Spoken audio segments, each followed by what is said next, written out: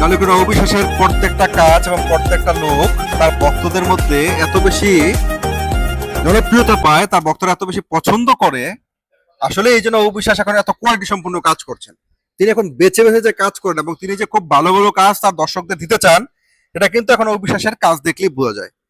গতকালকে Tollywood queen অবিশ্বাসকে দেখলাম তিনি হুর ফ্যাশন হাউজের মডেল হয়েছে।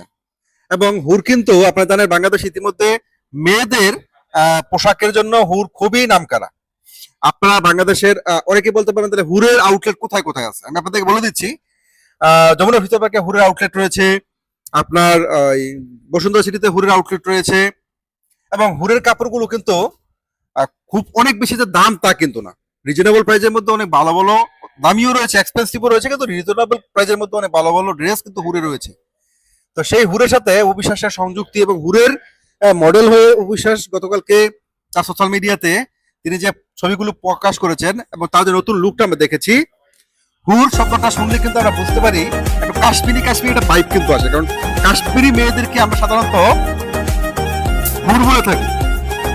এখন হুর কাশ্মীরি যে লুকটা, সেই লুকটা অবিশ্বাস গতকালকে তিনি যে এই লুকটা প্রকাশ করার পরেই নেটিজনদের মধ্যে এবং সোশ্যাল মিডিয়া তার ভক্তদের মধ্যে কিন্তু খুবই জনপ্রিয়তা পায় এবং সবাই কিন্তু অবিশ্বাসের নতুন লুকটাকে পছন্দ করে এবং অনেকে অবিশ্বাসের কাশ্মীরি মেয়েও বলে থাকে। আপনারা দেখতেই পাচ্ছেন স্ক্রিনে যাচ্ছে অবিশ্বাসের হুরের মডেল হয়ে তিনি যে ছবি তুলেছেন এবং তিনি তার সোশ্যাল মিডিয়াতে যে শেয়ার করেছেন, সেটি আপনাদের সাথে আমি শেয়ার করছি।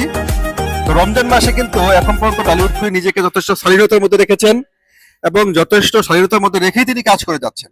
এবং তিনি তার ভক্তদের জন্য এবং তিনি যে সমস্ত ব্যান্ডের সাথে যুক্ত হচ্ছেন, সেই ব্যান্ডের সাথেও তিনি অশ্লীল কোনো কাজ তিনি করছেন না।